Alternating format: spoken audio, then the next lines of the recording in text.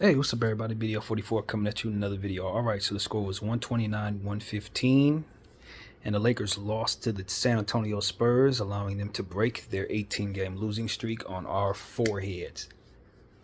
I'm at a point where I'm just looking at the team and I say, there's a lot of things that played into this. First of all, you got to give Devin Vassell his credit. He went for 35 points, 5 for 10 from the three.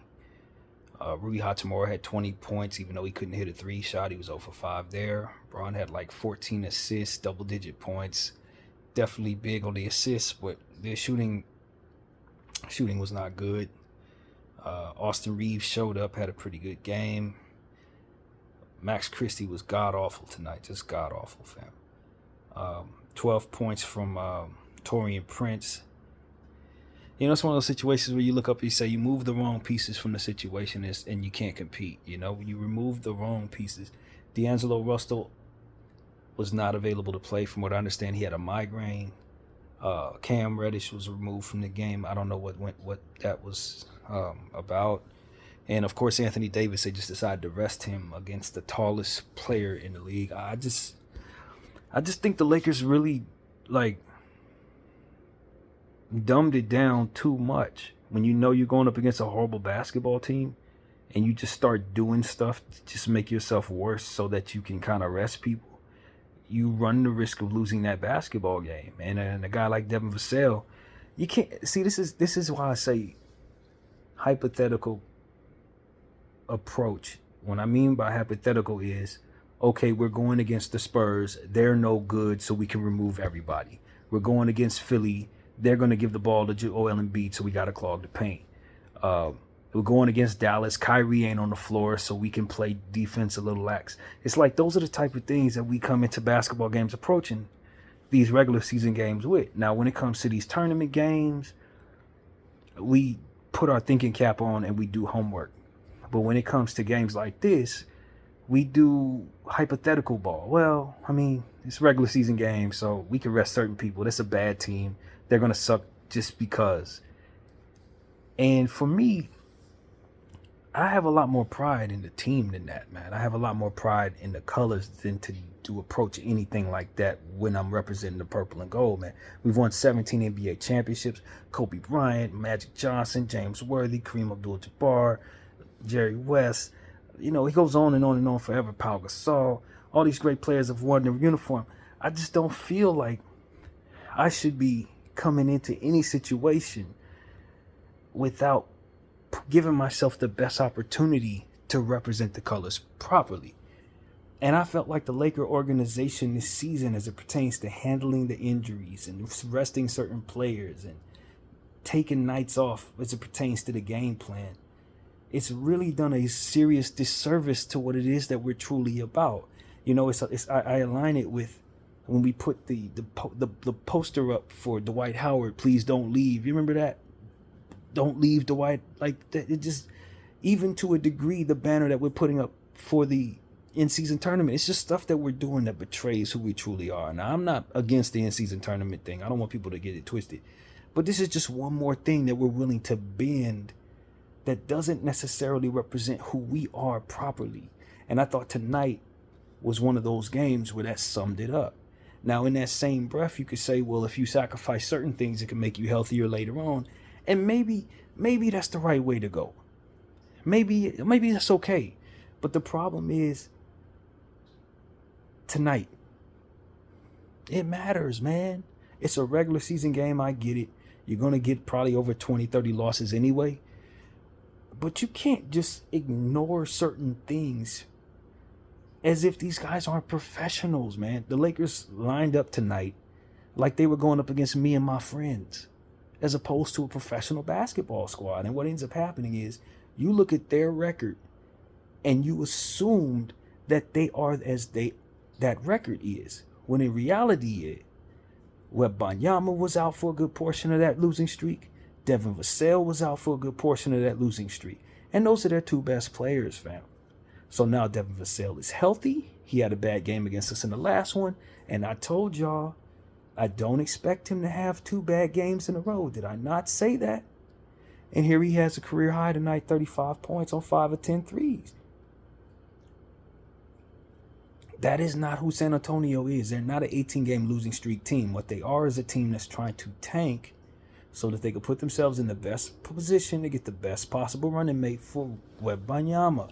At any given point, the talent that they have on their team could actually play like talent, and you can have a night like this. So you remove certain players from the game that are supposed to directly oppose that talent, and then you let the players that you have run out there do things they've never done before, play positions they never had before, play without certain players that they haven't played without all season. Of course they're going to be discombobulated, and of course a guy like Devin Vassell and a guy like Keldon Johnson and a guy like Wembanyama, who ended the last game against you with a 45-point quarter, is going to start the next game with a 42-point quarter. And no, you're never going to recover. And yes, you're going to lose by a lot of points, because these are pros in the NBA. And that is just the reality of it. I think we really betrayed that as an organization. It ain't just Darvin, it ain't just the players. The whole organization betrayed that. When you approach some of these regular season games the way we've approached them this season. That Philly game was an abomination. This Spurs game is an abomination. That Dallas game was an abomination. And it's been several others as well, where you just have not represented yourself like Los Angeles Lakers, man. Not in the way that Magic should be proud of. Not in the way Kobe would be proud of. Not in the way Kareem would be proud of. At all, fam. At all. James Worthy is probably very upset. Like, these are the type of games, Shaq, they look at you and they say, y'all are not carrying the torch forward with the regime you have in place properly when you let stuff like this happen. And we just won the in-season tournament, so I know how we can play when we want to. I'm not going to sit here and say we don't have killer instinct. I've seen us display that this season already. But when you do certain things that just speak to you not really taking your opponent seriously, you get burned in this league. You get burned, man. And that's what you saw tonight. The Los Angeles Lakers perimeter defense has been punted. We're a good defensive team at the perimeter and the interior in every different direction. But we punted it. We haven't tried to guard the perimeter at any point in this entire road trip in Texas, man. We have left Texas teams to shoot the three ball like they Golden State. It's ridiculous. Every game, we've seen guys go off from behind the arc. Every game in this road trip, we've seen the team shoot over 45% from behind the arc, if I'm not mistaken. Definitely in this one and definitely in Dallas. I don't remember the first San Antonio game, but you clearly saw Wembanyama was ringing off threes in the fourth quarter of that game. We let him go. And for me, I don't respect it. I don't respect it. And that's what I want to say. I think that's what it really comes down to. I don't think the Lakers respected the game tonight.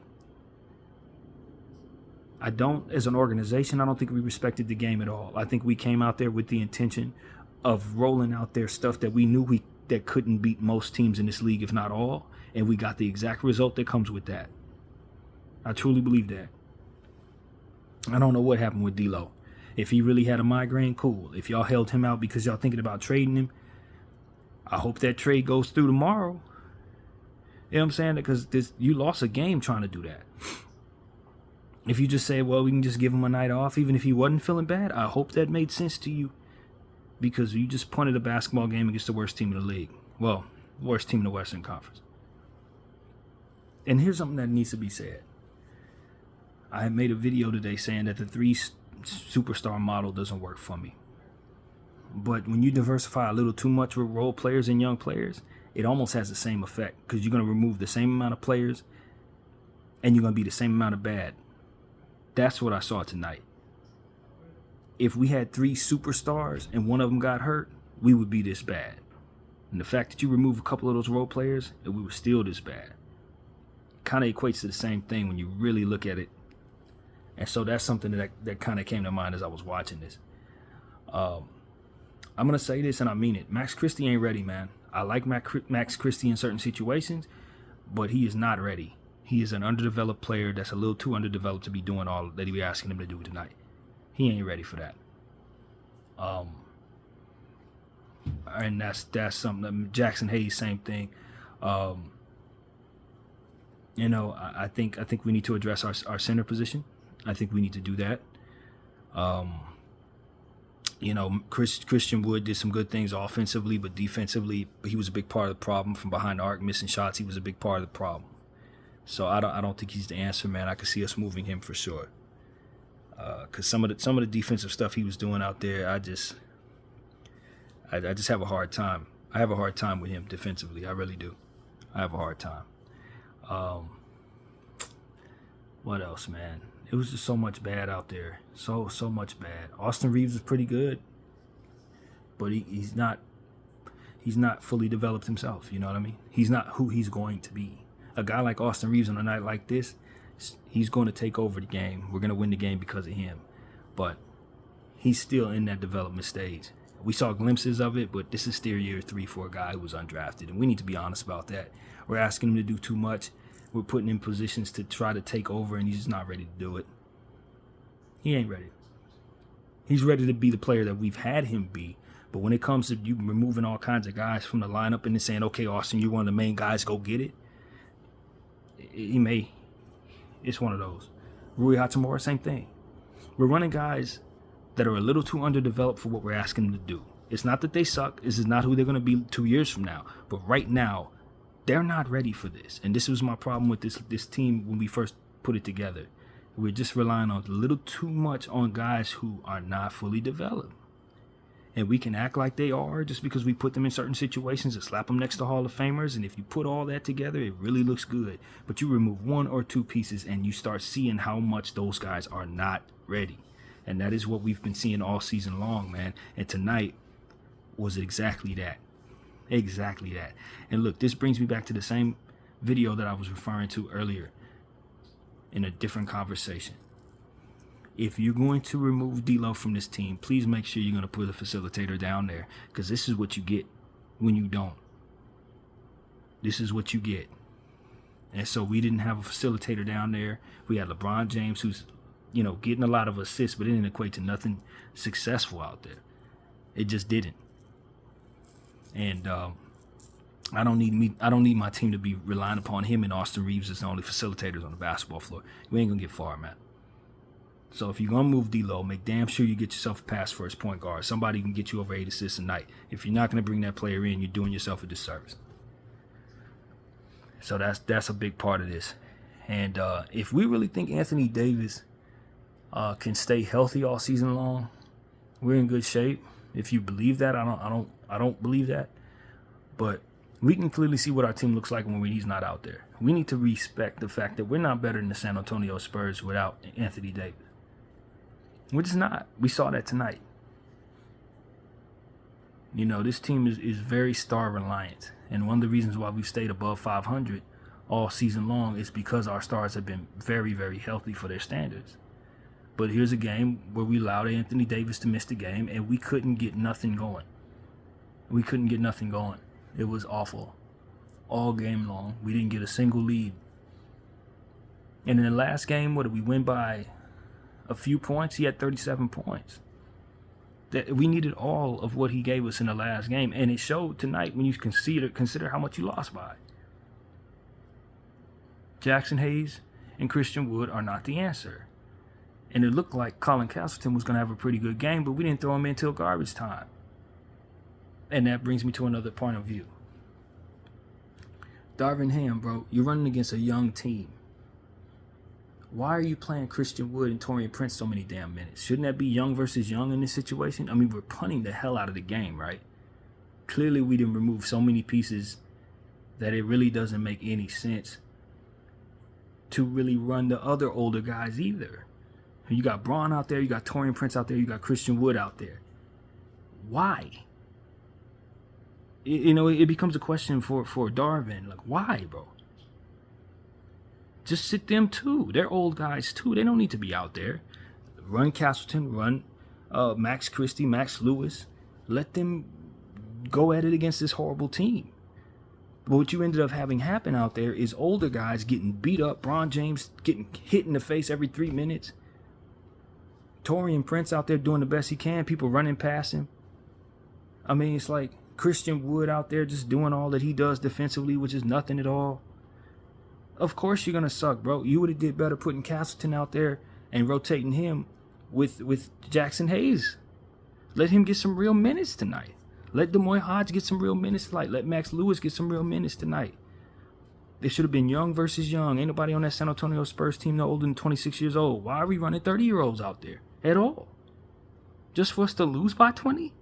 That was part of why you lost, because you had them running up against young players.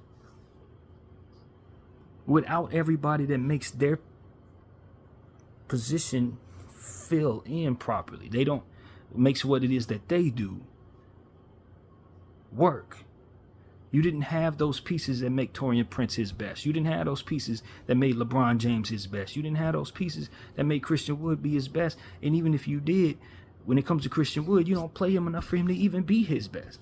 But you want to run him out there tonight like he's not 29, 30 years old against Wembanyama, like he's not the first overall pick in the draft. I mean, it's just Darvin, man.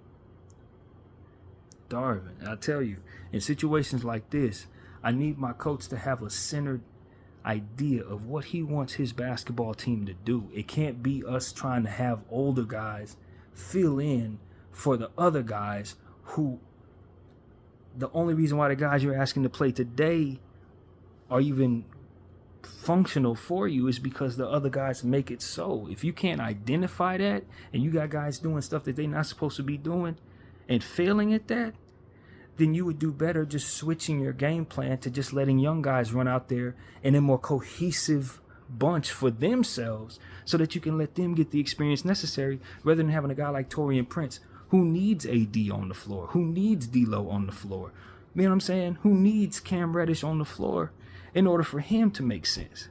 You just have him out there running back and forth for no damn reason. You got Christian Wood running back and forth for no reason, bro. There's no rhyme or reason to their piece on the floor. You just have them out there. And this is the problem with the Laker organization okaying certain things that they are okaying, because your coach ain't going to make the decisions that make what you're doing successful at all. You leave Darvin Ham in this situation, he going to do this kind of stuff. And this is the problem. Like, if I had a coach I trusted, I could be like, all right, we're going to sit D'Lo, we're going to sit Cam, we're going to sit Christian Wood, and he's going to run stuff out there that's going to make sense. They're going to come together, it's going to make sense, we're going to have all the elements on the floor, we're going to be fine. But that ain't what you got in Darvin Ham. He going to do all kind of stuff that don't make no kind of sense at all, man. And that is exactly what you saw out there tonight. That's exactly what you saw. And like I said, this team, because we only have 2 max contracts, we got a lot of guys who come together to be good pieces. And if the whole team come together, if everybody's healthy, boom, we can win a championship. You remove 2 and 3 pieces, and now you just got average players, kind of underdeveloped players, kind of just doing the best they can, and you're not going to be very good. And that is exactly what we are anytime we have any injuries, man. And you know, like I said, Rui Hachimura is in a bad stretch, man. Even though he had 20 points tonight, I think he had like 7 boards, something like that. His numbers tell you he was all right, but you're looking from behind the arc, 5 threes, none of them hit. It's just a bad stretch for him. I think he may be trying to work his way back into the equation. Obviously, he's missed a lot of basketball. So I'm giving him a little more of a pass than I probably would, because I'm very, very aware of how little ball he's played this season. Same with JV, Vanderbilt. I would have loved to have seen him more out there, but I also understand why you don't want to run him out too much out there, because this is basically preseason for him. He's still trying to get his win, so I'm giving us a pass for not playing him as much, although I thought he could have been really utilized around that perimeter. You know, trying to defend some of these shooters. But, you know, it just gets to a point where you understand, like, man, we put the young guys in the game in the fourth quarter and they went on a nice run. They were getting stops and hitting shots. Like, why didn't we just run with that for the majority of the game? Just like y'all did that Houston game last year that I was so angry at y'all about when y'all let AD sit. But y'all ran a bunch of young kids, and it kind of made sense. Even though we didn't win the game, it was like, well, at least they got their experience. We rested some people. You didn't rest anybody. You know what I mean? Like, Taurean Prince had to play, 30-something minutes. Bron got, like I said, hit in the face 3 times. 3 different people hit him in the same spot 3 different times. One of them was Rui Hachimura. I mean, it was just a nightmare game for LeBron James. He should not have even been out there, man. Against the San Antonio Spurs, he should not even been asked to play. So it was a lot that didn't work in our favor. That wasn't our fault. But it was a lot of stuff that we did that slid right into the game plan of the San Antonio Spurs, that slid right into the furthest ineptitude of our own roster when it's missing these players. You just can't have a coach that doesn't know how to make things happen when things are missing, man, and expects to have any success in this league, even against a team that's on an 18-game losing streak. You got to still look over there and see Greg Popovich, one of the most accomplished coaches in the planet. You can't just give him an opportunity to win a game when he ain't got nothing to lose. They're trying to lose every game, but hey, they done already broke the record for the most losing streak. It's time to have something to be happy about if you're them. You know what I mean? Like, it's time. And the Lakers just basically gifted them of a W, and I'm telling you, I'm not okay with it. In the grand scheme of things, maybe it doesn't matter at all.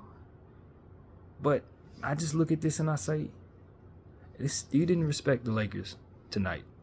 All the Lakers past, all the champions that ever played, we put on the uniform tonight and we did not care about them. That's how I felt about this. We schemed against the San Antonio Spurs like we ain't battled with this team every year during the early 2000s. You don't want to lose no games to the Spurs when they suck. You understand what I'm saying? As many times as we had to battle with these dudes in the 90s and 2000s, and you're going to walk into their arena this year and lose? It just speaks to a certain level of not respecting what it is that we are about here, man. And I think that's been a theme this year. We got a good, talented team. We believe that we can win. But the way that this team is scheming certain games, it's like they're the first Lakers to ever play, man. It's like they're the first time any Laker has ever come about, and they're the only Lakers that matter. And how we do things is the only thing anybody should be respected. And that's just not the fan base you have here, man. We got a history. We got standards. We have, things that we are proud about. We're proud organization, man. And I just don't think the people who are representing us right now are doing us justice in regards to that pride. That's truly how I feel, man. They ain't doing us justice. So that's really what I have to say about this game, man. It ain't about no stats. If I got to get a game ball to anybody, it's definitely going to be Devin Vassell. I told y'all I'm not surprised to see him play this well. Not at all. Only thing I'm really surprised about with Devin Vassell is how long he can stay healthy. If he can play longer than 10 games in a row, I'm shocked. Because he's one of the more injury-prone guys out there. But other than that, he can be an all-star in this league, man. He's a real player, dude. He's a real player. And when you leave him open from behind the arc all damn night, just like Dante Exum, just like his teammate Keldon Johnson, just like his teammate Wembanyama, Grant Williams, we've seen them all shoot shots. Tim Hardaway Jr., all of them shot over 5 threes in each of those games, man. And we got Vanderbilt sitting in that one. Max Christie was bad tonight, but I thought we should have played him more in the last one, or rather the one against Dallas. It's just, when are you choosing to do these things, You start Max Christie on a night like tonight. He didn't deliver. I don't know how much I should look into that. Maybe I should be thankful we didn't play him against Dallas, or we would have been worse. I don't know how to look at that. I'm happy he got his run tonight. Maybe that's just we just need to let a young player have a bad game. I don't know how to look at that. But the reality was, a big part of why we sucked tonight is because he sucked tonight. That's God's honest truth. He needs to get his act together, man. I know he's a young player, but if he wants to continue to get the minutes necessary, if he don't want people to step in front of him in the depth chart, he cannot play like this, especially against bad damn talent. For which San Antonio is not. But 18-game losing streak, come on, man. Come on. We need more out of Max there, man. So, I don't know, man. I'm sick of the Lakers leaving me at a disadvantage as it pertains to I don't have a right to be upset because we're missing people. I'm tired of that. I am tired of that. We've been missing people a lot this year, and every time we look up, it's like, well, we're missing people. Yeah, we've been missing people all year. We miss people all year, bro. Let's get some people in here who are durable. People who are not so quick to quit in regards to games like this when they don't want to play and they don't have to play. Nah, I don't want those guys on my team. Let's just be honest. Get your butt out there against the Spurs, just like you'd get your butt out there against the Pacers in the in-season tournament championship game. Get your butt out there. Because a loss is a loss, and you took one tonight. So that's my attitude right now. I'm kind of tired of the laissez-faire attitude, man. Just, it's the Spurs. We don't have to play hard. We can just leave them out there. That is not what we're about. It's not what we're about. BDL44. I thank y'all for watching. I'm out.